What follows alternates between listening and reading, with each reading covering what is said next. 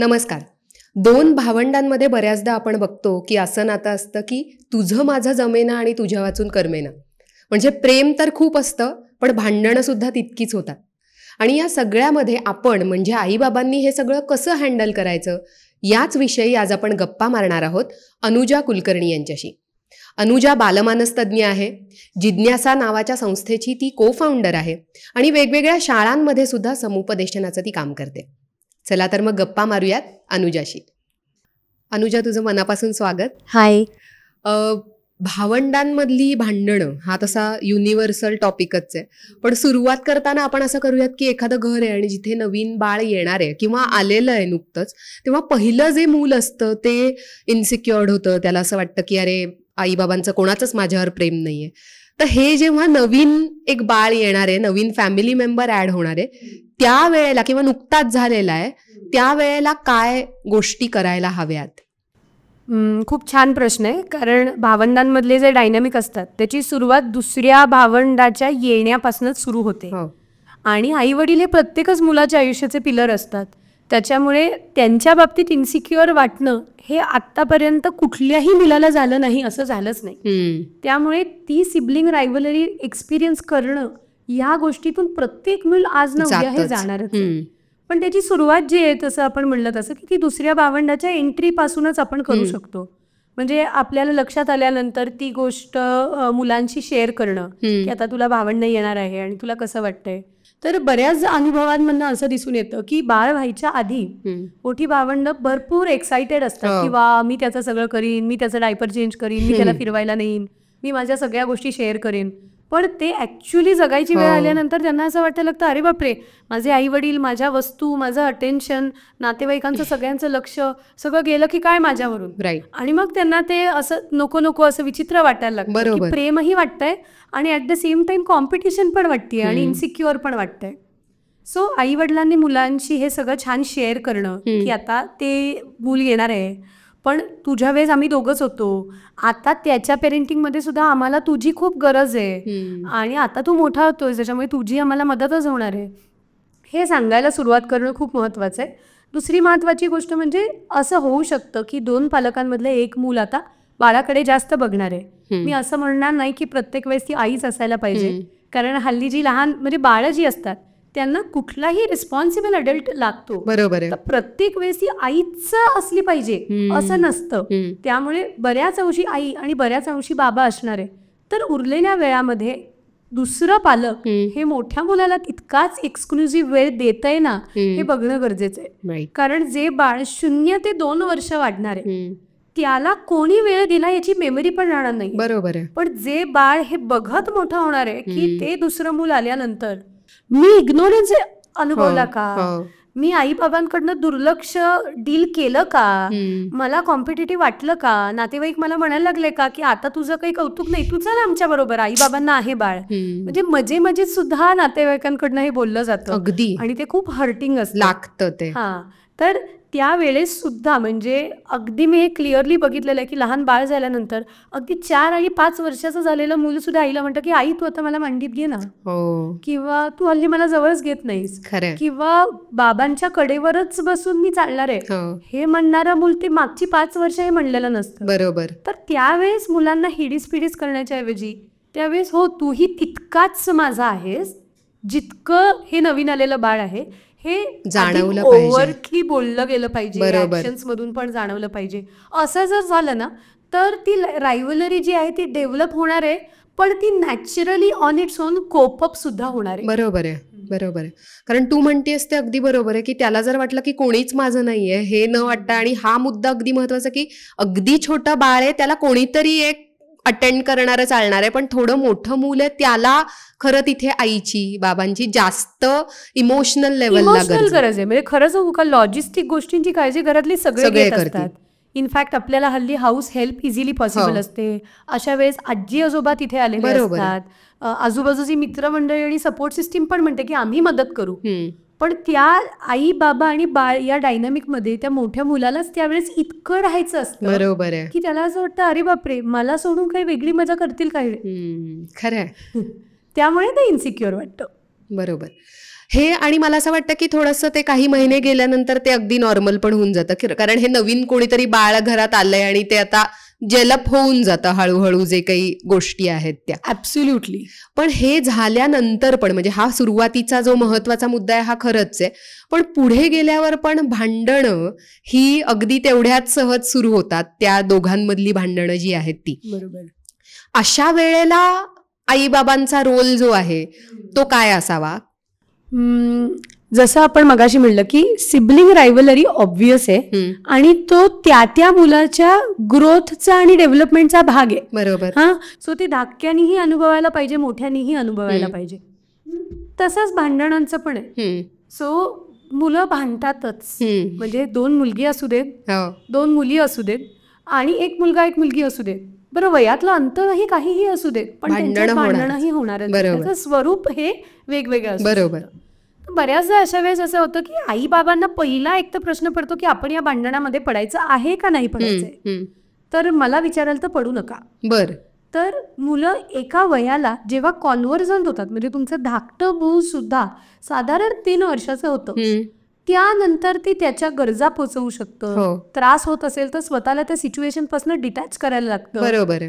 भावापासनं किंवा बहिणीपासून मोठ्या प्रोटेक्शन कसं मिळवायचं असे लोक सुद्धा ते शोधायला लागतात. ती एक पॉइंट आहे की त्याच्यानंतर आई वडिलांनी भांडणं सोडवण्यामध्ये पडायचं नाही. बर. हा, भांडणं झाली आणि तुम्हाला डील करता आलं नाही तर माझ्याकडे या, पण मग मी जे सांगीन ते दोघांना ऍप्लिकेबल असेल. थोडं मोठं झाल्यानंतर मुलांच्या लक्षात येतं की आईबाबांकडे प्रश्न घेऊन जाण्यापेक्षा जर आपण ते आपल्या लेवलवर सोडवले तर निदान दोघांना शिक्षा तरी होत नाही. त्यामुळे ते हाक मानतात आई, आईने विचारलं काय झालं की आत्मावर येतो काही नाही. अगदी म्हणजे कारण याचा अर्थ त्यांना कळलेलं असतं की आपण आपल्याच लेवलवर डील करायचं आहे. बरोबर. 2 मुलं असणाऱ्या किंवा 2हून जास्त मुलं असणाऱ्या प्रत्येकच आई वडिलांना वाटतं की आपल्याच घरातली मुलं फक्त भांडतात. बरोबर. म्हणजे मला पालकांनी याही शब्दांमध्ये सांगितलेलं आहे की ते जीवावर उठतात, ते जिंजा उपटतात, ते कुत्र्या मांजऱ्यासारखे भांडतात. पण असे एक आई वडील जेव्हा दुसऱ्या आई वडिलांना विचारतात की तुमच्या घरी भांडणं होतात का, ते म्हणतात हो, हे आत्ता सरळ बोलतायत, तुम्ही एकदा आमच्या घरी या, मग तुमच्या लक्षात येईल की पेन्सिलच्या टोकापासून अन्नाच्या पदार्थापर्यंत कुठल्याही विषयावर कितीही पद्धतीचं भांडण होऊ शकतं. एका पॉइंट नंतर ना दोन्ही मुलांच्या पर्सनॅलिटीज या वेगळ्या असतात, त्यामुळे सुद्धा वाद आणि भांडणं होतात. आता एकाच आई वडिलांची एकाच कुटुंबामध्ये वाढलेली जेव्हा 2 मुलं आहेत तेव्हा खूपदा मला पालक विचारतात मग ते वेगळे कसे, म्हणजे एक अगदी साऊथ पोल आणि एक नॉर्थ पोल असं कसं झालं. तर ते वाढत असतानाच ते मोठ्या मुलाला किंवा मुलीला बघत मोठे होत होते. बरोबर. सो मोठं मूल किंवा मोठी मुलगी जर अभ्यासात फार हुशार असेल तर त्यांना लक्षात येते की हा एरिया ऑलरेडी टेकन आहे, मग मला स्वतःला इतर एरियामध्ये इव्हॉल्व्ह करायचंय, मला इथे जायचंच नाही, आता मला जायचंच नाहीये. अच्छा, ती मोठी फार गुडगर्ल आहे का, मला व्हायचं नाही तसं, मला स्ट्रीट स्मार्ट व्हायचंय. ओके. ती फार हेल्पिंग आहे का, हा, मग मला चॅप्टर व्हायचंय. बरं, याच्यावर मुला मुलींचा कंट्रोल अजिबात नसतो बरं का, हे सहज होतं, म्हणजे ती पर्सनॅलिटी शेपच तशा पद्धतीने होते. बरोबर. त्यामुळे हे 2 मुलं असणाऱ्या आई वडिलांसाठी हा एक थंबरूल आहे की माझी दोन्हीही मुलं ही विरुद्ध टोकांनीच ग्रो होणार आहे. बरोबर. त्यामुळे त्यांची इक्वली चांगली टीम सुद्धा होणार आहे. म्हणजे जशी मुलं मोठी होतात आणि त्यांच्यामधलं टीमवर्क स्ट्रॉंग होतं तेव्हा अशी काही एकमेकांची बाजू घेतात की नक्की काय झालंय याचा थांगपत्ता सुद्धा पालकांना लागत नाही. पण ते टीमवर्क त्यांच्यामध्ये डेव्हलप होणं यामध्ये सुद्धा पालकांचा प्रचंड मोठा रोल आहे. बरोबर. तू जेव्हा म्हणतेस की अशा ह्याला जेव्हा ते मूल स्वतः तेवढं इंडिपेंडेंट झालेलं आहे आणि तेव्हा आपण भांडणात पडू नये, पण काही वेळेला एवढी भांडण होतं तू जसं म्हणतेस असं की मारामारी आणि एकदम टोकाला गेलेलं आहे, तेव्हा सुद्धा पडायचं नाही आपण त्यात. सगळ्यात महत्वाची गोष्ट फिजिकली मारायचं नाही आणि अंगाला हात लावायचा नाही, हे ऐन भांडणात बोलायची गोष्ट नाही. तेव्हा ते काही डोक्यात शिरणारच नाही. त्याबद्दल अदरवाईज बोलणं व्हायला पाहिजे. पण जसं आपण एरवी सुद्धा म्हणतो, मागच्या पण आपण काही सत्रांमध्ये बघितलंय की पटलं नाही तर हात उचलणं ही गोष्ट आपण पालक म्हणून सुद्धा मुलांबरोबर करणं अपेक्षित नाही. बरोबर आहे. जर माझा डिस्ट्रेस किंवा डिससॅटिस्फॅक्शन कम्युनिकेट करण्याची जी पद्धत आहे ती पद्धत जर मारण्याची नसेलच पालक म्हणून सुद्धा, तर मूल सुद्धा राग आल्यानंतर हात उचलणारच नाही. बरोबर आहे. म्हणजे त्या पॉइंटला मारायचं नाही हे सांगायचं कारण काय आहे की त्याचं फाउंडेशन ही तिने आधीच एस्टॅब्लिश करणं अपेक्षित आहे की अंगाला हात लावायचा नाही कुठल्याही परिस्थिती. बरोबर आहे. त्यानंतर सुद्धा चुकून तुझ्या गळीवर जर फटका मारला गेला तर तुझी पहिली प्रतिक्रिया पाहिजे सॉरी, की माझ्याकडनं मारलं गेलं. हा, सुरुवात होतानाच ही अशा पद्धतीने. एक्झॅक्टली. मग युजली ना म्हणजे दोन्ही मुलं एकमेकांना धरून बुकलतायत ही सिच्युएशन येतच नाही. बरोबर. कारण फिजिकली आपण रिॲक्ट व्हायचंच नाहीये हे आपण आधी सांगितलेलं असतं. बरोबर. आणि मग त्यानंतर सुद्धा जर मुलं मारताना दिसली फिजिकली तर त्यांना सांगायचं की आधी एकमेकांपासून लांब थांबा. तुम्ही भांडणं नाही एकमेकांची, आरडाओरडा करा, पण तुम्ही मारी नका एकमेकांना. तू या टोकावर थांब, तू या टोकावर थांब. इथून तुम्ही एकमेकांची काय ते बोला, आम्ही या चर्चेत पडणार नाही. पण तेव्हा म्हणजे आपण शांत राहणं हा प्रचंड शांत राहणं. आधी तू बोल मग तू बोल. आता हेच एकमेकांना शांतपणे सांगा. मग याच्यामध्ये काय केलं जाऊ शकलं असतं हे बोला. म्हणजे आपल्याला रेफरीची भावना करायची आहे पण एका कोणाची बाजू न घेता.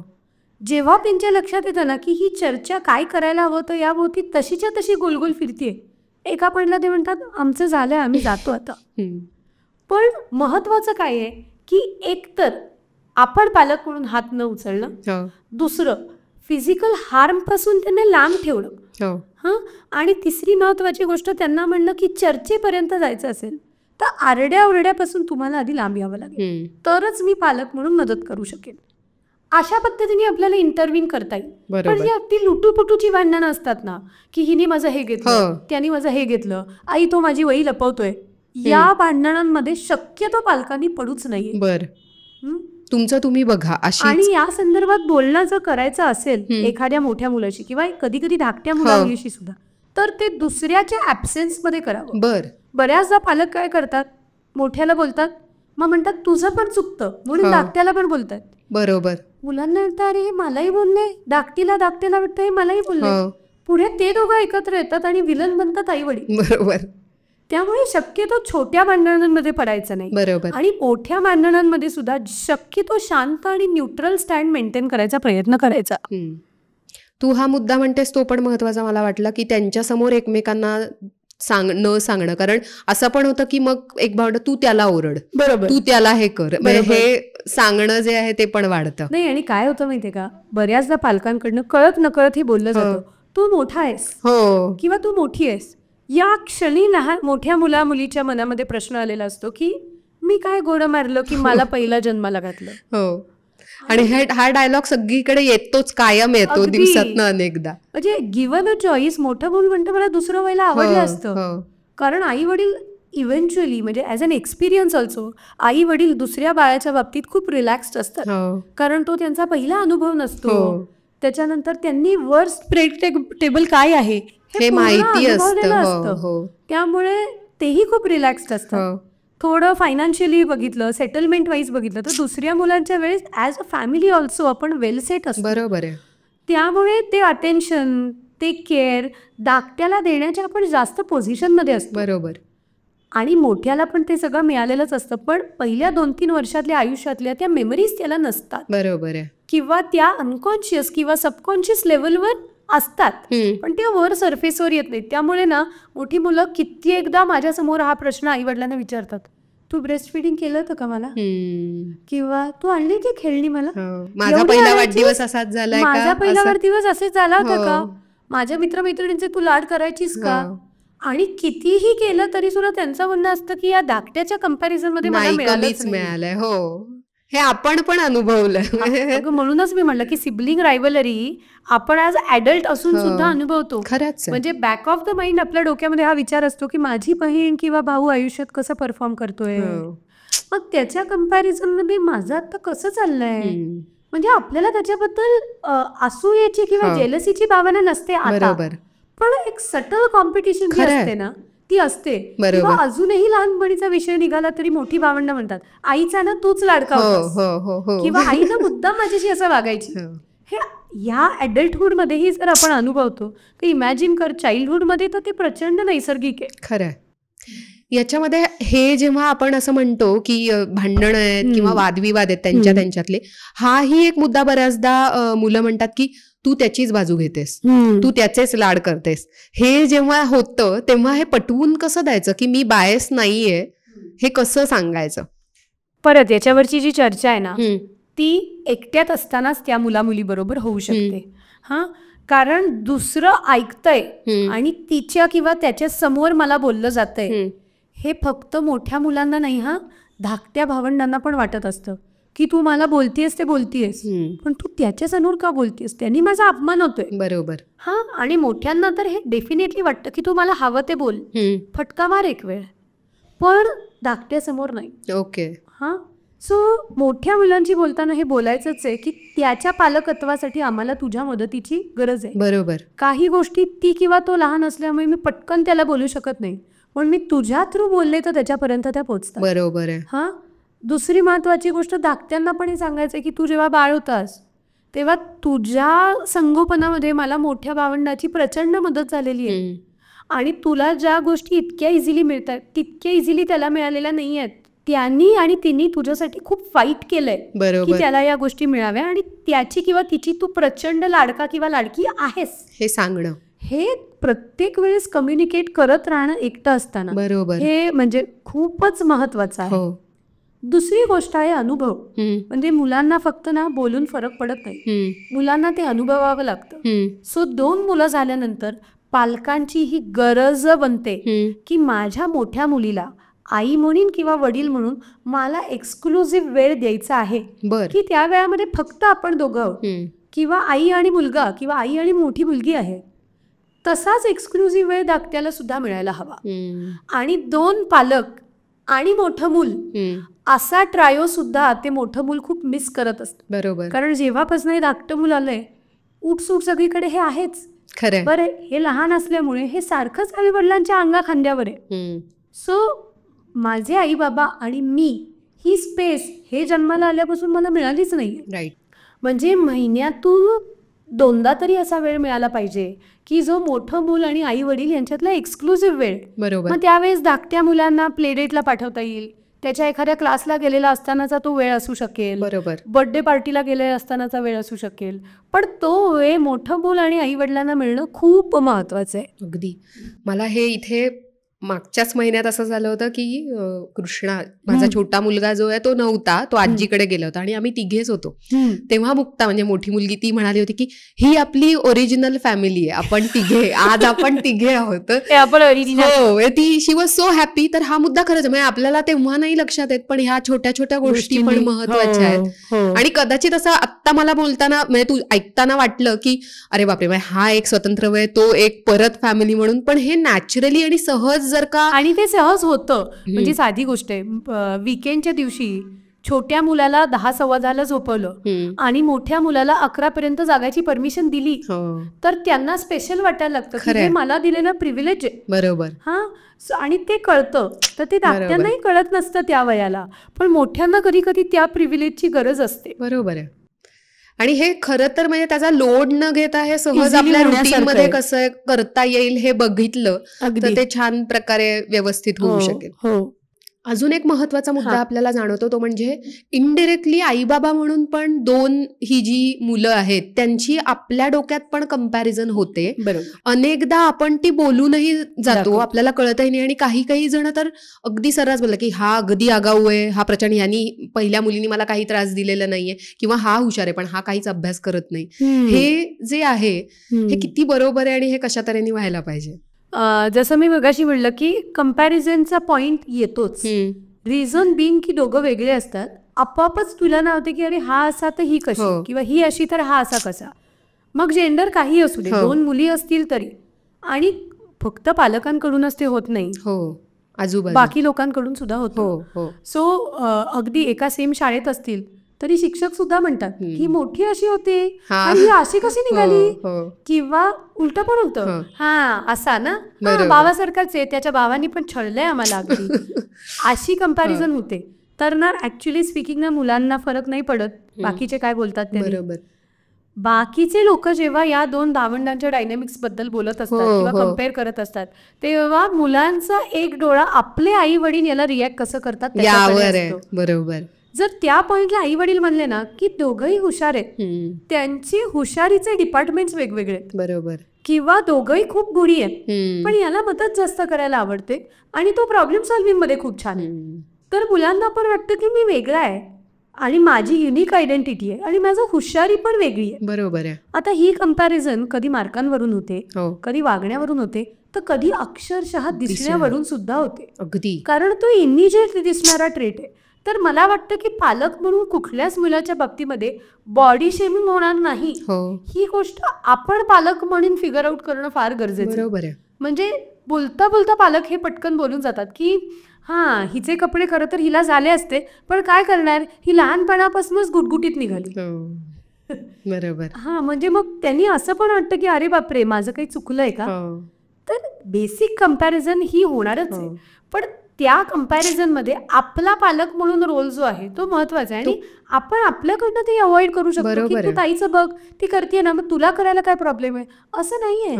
जर त्यांना दोन वेगळ्या एंटिटी म्हणून आपण म्हणून वाढवणार आहोत तर आपण म्हणतानाही असेच म्हणलं पाहिजे की ताई ही गोष्ट करते आहे, तू आता 2 मिनिटं विचार कर की तुला ती गोष्ट करायची आहे का आणि तुला करायची असेल तर मला सांग, आपण ते करू. बरोबर. त्यांनी केली किंवा त्यांनी केली म्हणून तू करच असं नाही, कारण त्यांचं तर प्रोसेसिंग उलटं चालतं. दादाने केली ना मग मला नक्की नाही करायची. बरोबर. हा आणि मग थोड्या वेळ यांना वाटायला लागतं की अरे आपण पण करायला हवी होती का. हा आणि मग त्यावेळेस ते हळूच सांगायला सुरुवात करतात. बरोबर. सो आपण आपल्या लेवलवरती कंपॅरिझन थोडीशी अवॉइड करू. दुसरं, बाहेरचे लोक जरी करत असतील तरी आपण कंपॅरिझनला सपोर्ट करायला नको. बरोबर. आपण त्यांच्या आयडेंटिटीज आणि आपल्यासाठी ते दोघं इक्वल कसे आहेत यालाच सपोर्ट करू. बरोबर. बघा नातेवाईक मित्रमैत्रिणी हे मोठे लोक आहेत, मुलं त्या डायनामिक्स मधनं बाहेर गेल्यानंतर तुम्हाला त्यांच्याशी फोनवर पण बोलता येणार आहे, त्यांना हो नाही करता सुद्धा येणार आहे त्या मोठ्यांना. बरोबर. त्यांना फोन मेसेज करून सांगता पण येणार आहे की सॉरी मगाशी पटकन मी हे बोलले, कारण त्या मोमेंटसाठी माझ्या दोन्ही मुलांनी ते ऐकणं गरजेचं होतं. बरोबर. तो स्टँड घेणं गरजेचं होतं. पण आय होप त्यांनी तुला राग नाही आला. बरोबर. हे आपण बोलू शकतो. अगदी. हे खूप सहज होतं. म्हणजे तू जसं बॉडी शेमिंगचं म्हणलं, दिसण्यावरून पण म्हणजे रंगावरून पण इनडायरेक्टली खूप घरांमध्ये बोलल्या जातं आणि हे ॲडल्ट्स म्हणून आपण स्वतः पण कॉन्शियसली बोलणं गरजेचं आहे. ॲब्सोल्युटली. येस. काही क्विक सिच्युएशन्स घेऊयात की ज्या सगळीकडे आढळतात. एकतर दोघा मुलांमधलं अंतर कमी असेल 2-3 वर्षाचं तर वस्तू घेण्यावरून सतत हे होतात की मला ही खेळणं घेतलंय आणि मलाही तेच हवंय. अशा वेळेला काय ऍक्च्युली ना एक्सक्लुझिव्ह गोष्टी द्याव्या का नाही हा प्रत्येक 2 पालकांनी विचार करायचा मुद्दा आहे. ऑनेस्टली मला विचारशील वयातलं अंतर कमी असेल तर दोघांना 2 घेतल्या बांधू नका असं करण्याची प्रत्येक वेळेस गरज नसते.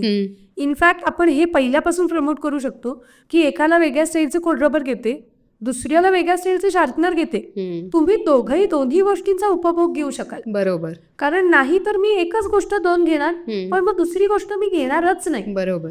काय करायचं मग मुलं आपापल्यामध्ये डिस्कस करतात आणि म्हणतात बघ आपल्याला दोन्ही गोष्टी हव्यात, त्यापेक्षा आपण दोन्ही घेऊ आणि दोन्ही शेअर करू.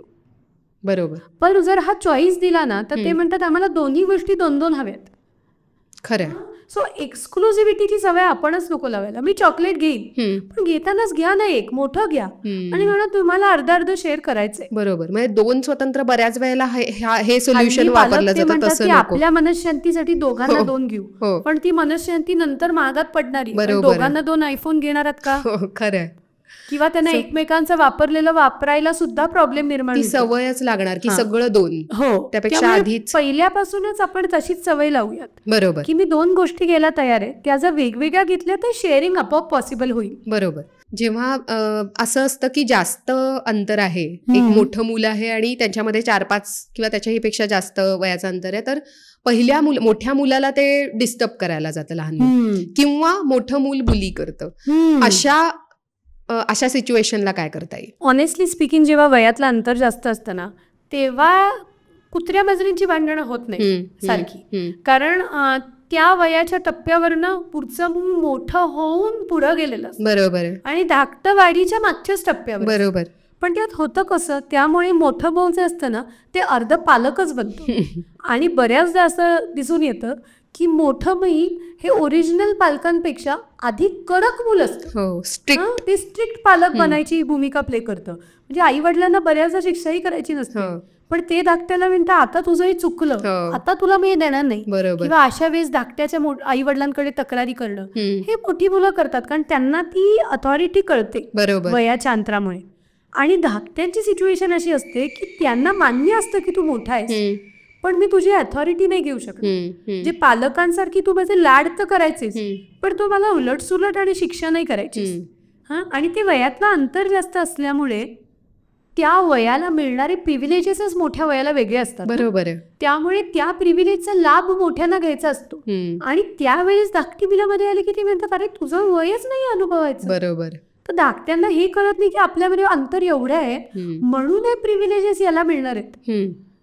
तर मोठी ताई असेल तर तिला मेकअप करायला मिळणार आहे, पण मला नाही मेकअप करायला मिळणार आहे, कारण मी त्या वयातच नाहीये.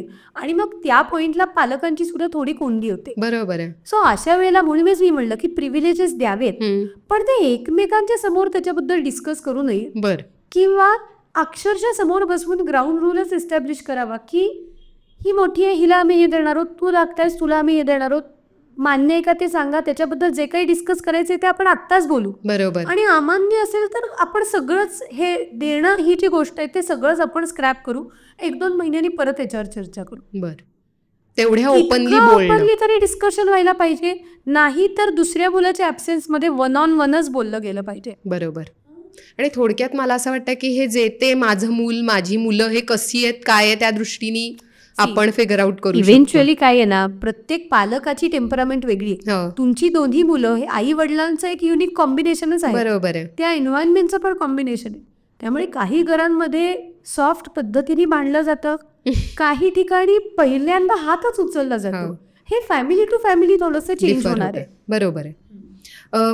एक प्रश्न मला असा विचारायचा आहे की याच्यामध्ये जेंडर वेगवेगळे आहेत तर ते डायनामिक्स बदलतात का? ऑनेस्टली सेम जेंडर्ड भावंडांमध्ये कॉम्पिटेटिव्हनेस थोडासा जास्त असतो, पण म्हणून भांडण होतं. आणि जेंडर रोल वेगळा असेल तर माझा जेंडर रोल तुझ्यावर इम्पोज करणं बरोबर हे पण जास्त असतं. बरोबर. म्हणजे कधी कधी मुली हे म्हणतात का मी मुलगी आहे म्हणून तू करणार का, आणि मी नाही करायचं का, आणि कर की आई करते ना, तुला करायला काय प्रॉब्लेम आहे, असं भावंड बोलताना पण म्हणतात. बरोबर. तर म्हणजे मला इथे सगळ्याच पालकांना सांगायचं की आपल्या पिढीने ना जेंडर इक्वालिटी बद्दल फक्त ऐकलंय, पण याच्या पुढची जी पिढी आहे म्हणजे जेनझी आणि अल्फा हे जेंडर इक्वालिटी अनुभवणारे जगणार. बरोबर आहे. सो तू मुलगा आहेस म्हणून आणि तू मुलगी आहेस म्हणून असे रोल्स आपण देण्याची आवश्यकता नाही. म्हणजे घरातल्या क्लिनिंग पासून मदत करण्यापर्यंत रात्री उशिरा रिस्पॉन्सिबली घरी येण्यापर्यंत कुठल्याही गोष्टीमध्ये जेंडर ही गोष्ट मध्ये नाही आली पाहिजे. बरोबर आहे. जर नाही आली तर त्या दृष्टीने भावंडांमध्ये भांडणं पण होणार नाही. बरोबर आहे. ही आपली जबाबदारी आहे, पालक म्हणून आपली जबाबदारी ह्या गोष्टी लक्षात ठेवणं. ऍब्सोल्युटली बरोबर. पण म्हणजे भाऊ असला की बहिणीच्या सेफ्टीबद्दल पॉझिटिव्ह वाटणं हे त्याच्याकडे येणारच आहे. इव्होल्युशनरी येणारं फिलिंग, ते इन्स्टिंक्ट आहे, इन्स्टिंक्टली येणारं. बरोबर. किंवा बहिणीला पण हे वाटणं की अरे बापरे हा हे विसरतो तर आपण याला आठवण करून देणं. बरोबर. आता जरी ते भांडत असतील तरी इव्हेंच्युअली त्यांच्यामध्ये ते टीमवर्क येणारच आहे. बरोबर. इनफॅक्ट जेव्हा बहीण भावांमध्ये थोडं मोठं झाल्यावर उत्तम टीमवर्क निर्माण होतं ना, तेव्हा आई वडिलांना पत्ताही लागत नाही की दोघांमध्ये नक्की काय गोष्टी चालू आहेत. बरोबर. इतकं छान ते टीमवर्क होतं. सहज ते गुंडाळायला लागणार आहे. एक्झॅक्टली. फक्त तिथपर्यंत ती वाटचाल होण्यासाठीची पालक म्हणून आपली जबाबदारी थोडी मोठी आहे. बरोबर आहे. अगदी. क्विक काही डूज अँड डोंट्स असे सांगशील का की हे करा आणि हे अजिबात करू नका? ओके, आपण बऱ्यापैकी आत्ताच्या सेशनमध्ये बोललोय त्याचं क्रक्स सांगते. पहिला म्हणजे पॉसिबल असेल तर शक्यतो भांडणांमध्ये पडू नका. जर भांडणांमध्ये पडायचं असेल तर एकाची बाजू घेऊ नका, ते चर्चा लेवलवर घेऊन जा आणि काय केलं जाऊ शकलं असतं त्याच्या वेगवेगळ्या पॉसिबिलिटीज डिस्कस करून तिथेच थांबा. दोघांच्या समोर एकमेकांना वाईट बोलू नका. ॲप्रिसिएट मात्र एकमेकांसमोरच करा. इंडिव्हिज्युअली एरियाज ऑफ इम्प्रूव्हमेंट बद्दल बोलायचं असेल तर आपण ते इंडिव्हिज्युअली आणि एका वेळी एकच पालक बोलेल असं करू. म्हणजे एका भावंडाला जेव्हा दोन्ही पालक एकदम बोलायला लागतात तेव्हा त्याला कॉर्नर केल्यासारखं वाटतं. तर ते आपण शक्यतो अवॉइड करायचा प्रयत्न करूयात. आपण टीमवर्क म्हणून धाकट्या भावंडाला मदत कशी करू शकतो हे मोठ्याशी बोलूयात. आपण मोठ्याला तो मोठा आहे म्हणून सपोर्ट कसा करू शकतो हे आपण धाकट्याशी बोलूयात. म्हणजे त्यांच्यामध्ये ॲटलिस्ट भांडणं न झालेली असताना तरी एकमेकांसाठी पॉझिटिव्ह रिगार्ड्सच असणार आहेत हे आपण बघूयात. कंपॅरिझन समाज करू शकतो, पण आई वडील म्हणून आपण कंपॅरिझन करायला नको. ती कंपॅरिझन आपल्या मनामध्ये होणं अत्यंत नॅचरल आहे. कारण धाकटं मूल वाढवताना मोठ्या मुलाच्या वेळेस आपण ही सिच्युएशन कशी अनुभवली याच्या काही मेमरीज आपल्या परत रिवाईव्ह होतात.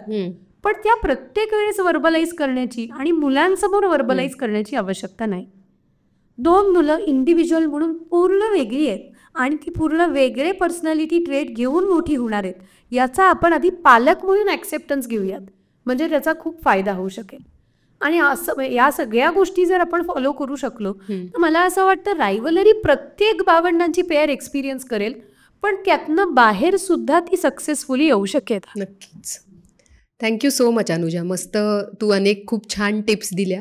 आणि मला असं वाटतं की आपण उगीच त्याच्यावर शिक्का नको मारायला की माझी मुलं भांडतातच आता ही अशीच राहणार आहे. ते प्रत्येक टप्प्यावर तू म्हणालीस तसं ते इव्हॉल्व्ह होत जाणार आहे नातं. ॲब्सोल्युटली. आणि तू जसं म्हणालीस तसं आपण या सगळ्या गोष्टींची काळजी घेऊन काही गोष्टी ठरवून काही नॅचरली जर का केल्या तर हे छान प्रकारे हे नातं मस्त होऊ शकणार आहे. ॲब्सोल्युटली. आणि मुलांच्या वाढीत ना आपल्याला आपल्या भावंडांबद्दलचे पण अनेक डायनामिक्स क्लिअर होतात, रिअलाइज होतात, रिफ्लेक्ट होतात आणि तुम्ही पालक म्हणून सुद्धा एकमेकांशी बोलू शकता या टप्प्यावर उभं राहून. बरोबर आहे. पण त्याच्यासाठी मुलं कारणीभूत होतात. बरोबर आहे. त्यामुळे हे एक सुंदर असं नातं आहे. त्याच्यात अनेक जेव्हा भांडतात तेव्हा आपल्याला नाकी नऊ आणणार आहे, पण याच्याकडे तू म्हणालीस तसं छान प्रकारे त्याला विचार करून आणि काही गोष्टी ठरवून आपण ते करूयात. आय एम शुअर पालकांना सुद्धा त्याचा नक्कीच उपयोग होईल. ॲब्सोल्युटली. एक आपण फक्त विसरायला नको की दोन्ही मुलं एकमेकांना समाजात वावरण्यासाठी तयार करत असतात. अगदी. त्या प्रोसेसच्या मध्ये आपले पालक म्हणून आलं नाही पाहिजे. सो धाकटं किंवा मोठं भावंड एकमेकांची कधीतरी खौट वागतं तर त्यांना ते वागू द्यावं. कारण त्यांच्याच नकळत ते एकमेकांना समाजात वावरण्यासाठी तयार करत असतात की अशी माणसं तुम्हाला भेटणार आहे तेव्हा तू कसं डील करणार आहेस काय. आणि त्यांनाही माहिती नसतं की ते एवढं मोलाचं काम करतायत, पण ते त्यांच्या कळत नकळत होत असतं. तर त्या जर्नीत आपण पालक म्हणून अडथळा बनायला नको आणि पेशन्स वाढवणं ह्या सगळ्यातून. Yes. Thank you so much. Most welcome. तुम्हाला सुद्धा आजचा कार्यक्रम कसा वाटला ते नक्की कळवा. तुमचे काही प्रश्न असतील तर ते सुद्धा पाठवा, त्यांची उत्तरं देण्याचा आम्ही नक्की प्रयत्न करू. हा व्हिडिओ जो आहे तो तुमच्या मित्रपरिवारापर्यंत, इतर फॅमिली मेंबर्सपर्यंत नक्की पोचवा. आमचं यूट्यूब चॅनल लाईक करा, शेअर करा, सबस्क्राईब करा. धन्यवाद.